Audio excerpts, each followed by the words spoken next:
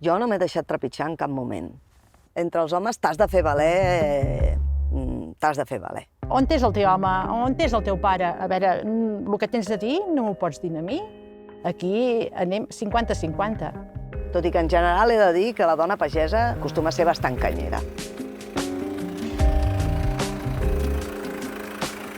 Soc hortelana, agroecològica, convençuda i apassionada per aquest tema.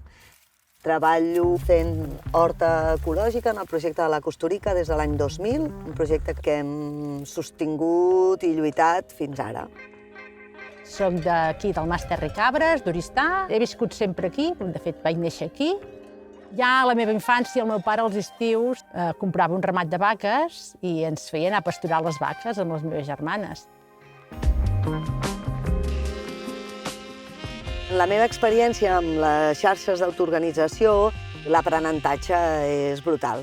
Per mi han sigut imprescindibles per la viabilitat dels projectes. Ens han permès intercanviar coneixements, recursos, productes entre nosaltres i alhora tenir un espai de suport emocional. És un factor clau que les dones estiguem unides perquè és allò que diuen honesta i venceràs. La meva principal experiència és l'associació que tenim de dones del món rural. La visibilitat que pot donar-te estar en una associació d'aquestes, que em sembla que som unes 160 dones o així, és molt gran. Jo crec que en un futur hauria d'haver-hi més xarxes, perquè són molt importants. La dona, si és capaç de crear en xarxa, s'empoderaria molt més. Jo crec que seria bo que hi hagués més presència femenina als espais dels consells de les DOPs o de les IGPs.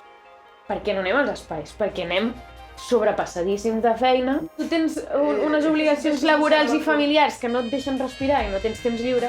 Aquestes coses ja no les faig jo moltes vegades. Ja les fa el meu home, perquè ens hem organitzat així. Són superheroïnes, però no poden treure més temps per estar en aquests espais. Jo crec que seria molt important que poguessin ser-hi, no? I que se les pogués escoltar. Jo penso que la dona té una manera de veure les coses molt diferent dels homes i a vegades doncs, potser toca de més de peus a terra. Jo penso que si hi hagués més presència de les dones, les coses anirien molt millor, perquè són molt més conciliadores en general, tenim una perspectiva molt àmplia i global dels projectes. Jo crec que tenim aquesta empenta. La dona té aquesta empenta i aquesta capacitat. Moltes vegades ha de buscar el seu espai.